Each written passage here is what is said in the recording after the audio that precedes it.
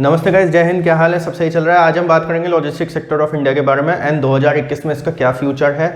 2021 के आगे 2024-25 तक इसका क्या फ्यूचर होगा, क्या जॉब्स आएंगी, क्या है क्या नहीं है, हम उसके बारे में डिस्कस करेंगे। मैं आपको 5 ऐसे पॉइंट्स बताऊंगा जो लॉजिस्टिक्स सेक्टर को ग्रो करेंगे इंडिया में आगे जाके। तो गाइस देखो, लॉजिस्टिक्स सेक्टर जो है एक बहुत इंपॉर्टेंट सेक्टर है। Mainly movement of cargo, supply chain कह लो आप, या क्या कहते हैं, एक ट्रांसपोर्टेशन आप बोल लो, एक जगह से दूसरी जगह सामान लेके जाना। जो आप अमेजोन से ऑर्डर कर रहे हो, फ्लिपकार्ट से ऑर्डर कर रहे हो, वो सब जो पॉसिबल होता है वो लॉजिस्टिक की वजह से होता है। आपने किसी मुंबई के सेलर से दिल्ली में सामान मंगा रहे हो, तो मुंबई में उसके सेलर के सेंटर के वेयर हाउस से या ऑफिस से सामान लेना, प्लस उसको पूरा दिल्ली तक ट्रांसपोर्ट करना और आपके घर तक पहुंचाना, ये सारा का सारा लॉजिस्टिक्स में आता है। It is mainly the smooth flow of goods and services from one place to another. अब बात आती है लॉजिस्टिक्स सेक्टर में आगे क्या स्कोप रहेगा, स्पेशली इन 2021 एंड आगे आने वाले टाइम में। देखो, पहली चीज़ तो मैं आपको बता दूं, लॉजिस्टिक्स सेक्टर बहुत ज़्यादा ग्रो करने वाला है अभी आने वाले टाइम में। उसका रीज़न सिंपल सा ये है, आप लोगों को पता है अभी लॉकडाउन वगैरह से सब बाहर निकले हो तो ऑनलाइन सेल्स बढ़ गई हैं, ई कॉमर्स बहुत ज़्यादा बढ़ गया है, जिसका मतलब क्या है कि लॉजिस्टिक्स और ज़्यादा चाहिए आपको। अगर अमेजोन पे ऑर्डर्स बढ़ेंगे तो ऑब्वियसली बात है लॉजिस्टिक्स आपको और ज़्यादा चाहिए।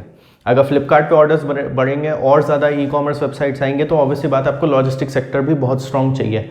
आपको लॉजिस्टिक के प्लेयर्स बहुत सारे चाहिए। आप ऐसा नहीं कर सकते कि केवल 5 या 10 प्लेयर्स के साथ आप जो है पूरा अपना लॉजिस्टिक सेक्टर चला लो। तो लॉजिस्टिक सेक्टर का फ्यूचर तो बहुत अच्छा है। सेकेंडली, दूसरा पॉइंट इसमें क्या आता है, वो आता है कोल्ड स्टोरेज लॉजिस्टिक्स का। मैंने कोल्ड स्टोरेज के ऊपर मैं 2 वीडियोस ऑलरेडी इस चैनल पर बना चुका हूँ। एक वीडियो मैंने कुछ 1-2 महीने पहले और डाला था, वो भी आप देखना। Cold storages will be in high demand. मैं ये बात इस वजह से नहीं बोल रहा हूँ कि वैक्सीनेशन वगैरह की अभी लॉजिस्टिक्स करनी होगी, हमें उसको एक जगह से दूसरी जगह पहुँचाना होगा, इस वजह से हमें कोल्ड स्टोरेज चाहिए।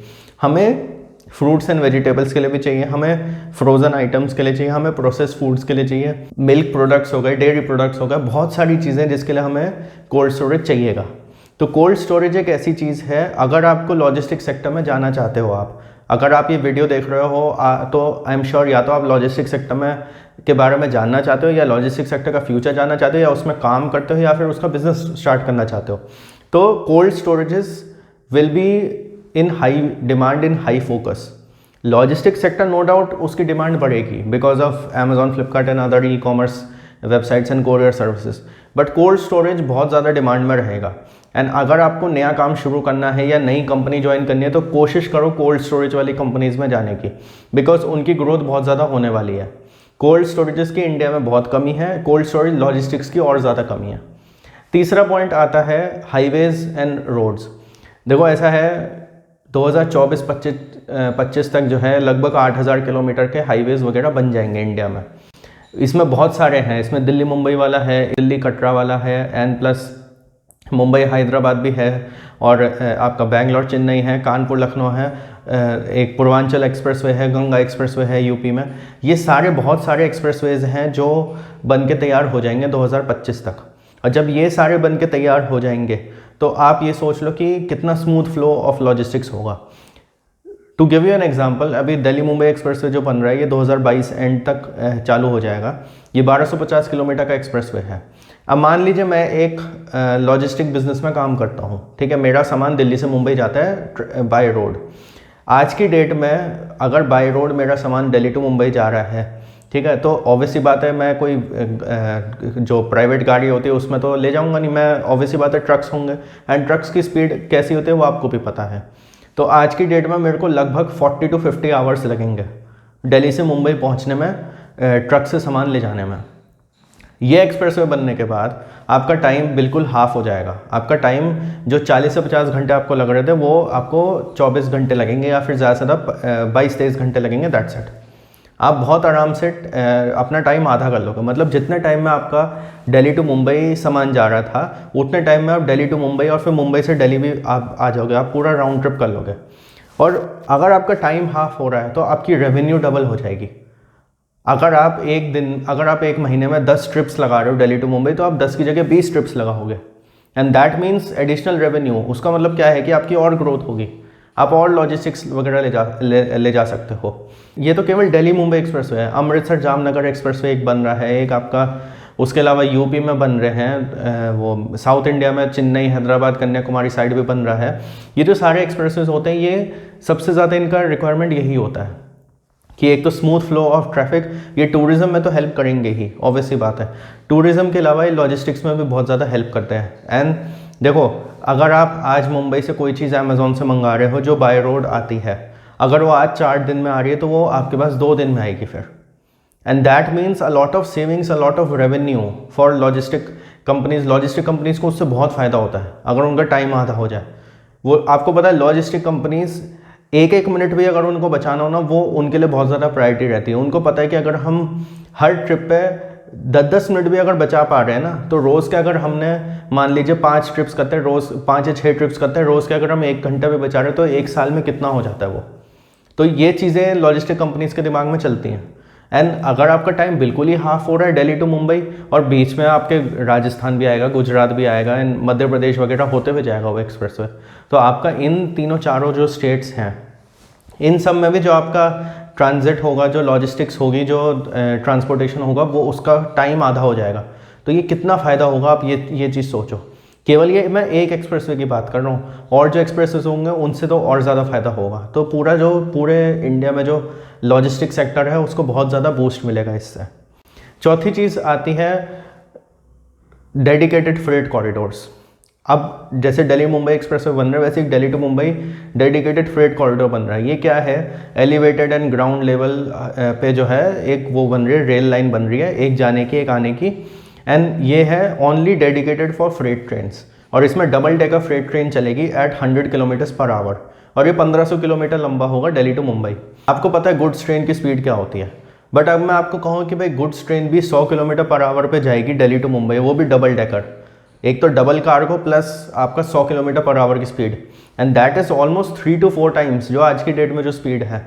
तो अगर आपने स्पीड ही 3 to 4 टाइम्स कर दी, तो जो बाय रेल जो कार्गो जा रहा है, वो तो आप ये सोचिए, जो बाय रेल कार्गो पहुंचने में 50 घंटे कभी कभी लग जाते थे, वो 15 घंटे में पहुंचेगा। यहाँ पे तो आपने टाइम को ही 1/3 कर दिया। आप 60 to 70% अपना टाइम बचा रहे हो। यहाँ पे तो आप अगर देखा जाए तो आप जिसमें आप एक तरफ का ट्रिप करोगे, उसमें आप 3 ट्रिप्स कर लोगे। दिल्ली टू मुंबई अगर आप जा रहे हो गुड्स लेके, जितने टाइम में आप आज की डेट में दिल्ली टू मुंबई जाते हो, उतने टाइम में आप दिल्ली से मुंबई, मुंबई से दिल्ली और वापस मुंबई आ सकते हो। आप एक टाइम पे 3 ट्रिप्स कर सकते हो। अब ये जो डेडिकेटेड फ्रेट कॉरिडोर्स हैं, ये बहुत सालों से बातें चल रही थी, बट अभी दिल्ली टू मुंबई बन रहा है, अभी और भी प्लानिंग है। हैदराबाद, बेंगलोर और ये कलकत्ता, इन सब को भी जोड़ा जाएगा इन फ्रेट कॉरिडोर्स वगैरह से। उसके अलावा हो सकता है आपका एक सवाल हो कि भाई एयरवे कार्गो देखो एनी डे महंगा पड़ता है, वो आपको भी पता है। नो डाउट उसमें टाइम आपका बहुत बचता है, आप घंटे 1.5 घंटे में आप मुंबई पहुंचा सकते हो सामान। वो टाइम सेंसिटिव जो कार्गो होता है ना, उनके लिए बहुत ज़्यादा सही है। बट आपको भी पता है कि एयर कार्गो की भी अपनी कुछ लिमिट्स होती हैं। एयर कार्गो की अपनी लिमिट्स होती हैं, एयर कार्गो के अपने चैलेंजेस होते हैं। सबसे बड़ी बात कॉस्ट, ये सबसे बड़ा चैलेंज होता है। ऐसे में क्या है, ऐसे में लॉजिस्टिक सेक्टर को बूस्ट करने के लिए सबसे ज़्यादा ज़रूरी है रोड्स एंड रेलवेज पे ध्यान देना, एंड वो दिया जा रहा है। एंड ये जो मैंने दोनों पॉइंट्स आपको बताया, फ्रेट कॉरिडोर वाला और रोड्स एंड रेलवेज वाला, ये सारा जो है, ये सारे काम जो है 2024 तक कंप्लीट हो जाएंगे, जिसका मतलब ये है कि 2024 के बाद तो और ज़्यादा ग्रोथ होगी। लास्ट 5th पॉइंट, और वो होगा एम्प्लॉयमेंट अपॉर्चुनिटीज़। अब आप मेरे को एक चीज़ बताइए, ये जो एक्सप्रेसवेज बन रहे हैं, इसमें सप्लाई चेन वाले भी चाहिए आपको। अगर आप एक टाइम पे अब 2 ट्रक्स भेज सकते हो, तो आप 2 की जगह 4 भेजोगे, बिकॉज आपका टाइम आधा हो गया। अब अगर आप अपना लॉजिस्टिक बढ़ाओगे, लॉजिस्टिक की डिमांड बढ़ेगी, आपका ई-कॉमर्स बढ़ेगा, सब कुछ बढ़ेगा, तो एम्प्लॉयमेंट भी बढ़ेगा। एम्प्लॉयमेंट बढ़ेगा तो ग्रोथ होगी इंडिया की। तो ये सारी चीज़ें देखनी बहुत ज़रूरी है। प्रॉफिटेबिलिटी कितनी बढ़ेगी आपकी, अगर आप आज की डेट में जितने पैसे में आप आज की डेट में दिल्ली से मुंबई सामान पहुंचा रहे हो, उतने पैसे में और उतने ही टाइम में आप दिल्ली टू मुंबई, मुंबई से दिल्ली भी कर लोगे।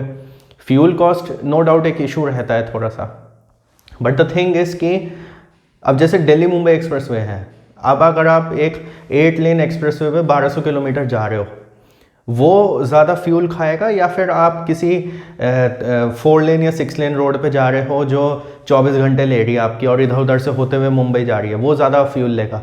तो बेसिकली एक्सप्रेसवे में क्या है, माइलेज भी आपको अच्छी मिलेगी। माइलेज आपको अच्छी मिलेगी तो उससे फ्यूल सेविंग्स भी आपकी होती हैं।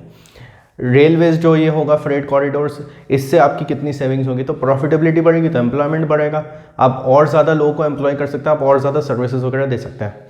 तो ये 5 पॉइंट्स थे गाइज, जिसमें मैंने आपको बताया कि लॉजिस्टिक सेक्टर का क्या फ्यूचर होगा, ना केवल 2021 में बट आगे भी। जो लोग शेयर मार्केट में इन्वेस्ट करते हैं, मेरी आप लोगों से एक एडवाइस है, अगर आपने लॉजिस्टिक के शेयर्स मार्च अप्रैल मई में जब मार्केट नीचे था तब नहीं उठाए थे, तो आज की डेट में भी अगर आप उठाते हो तो देखो किसी दिन अगर मार्केट डिप हो जाए 20-25% नीचे मिल जाए आपको कुछ लॉजिस्टिक के शेयर्स जो बहुत अच्छी लॉजिस्टिक कंपनीज हैं, तो उनके शेयर्स उठा लेना।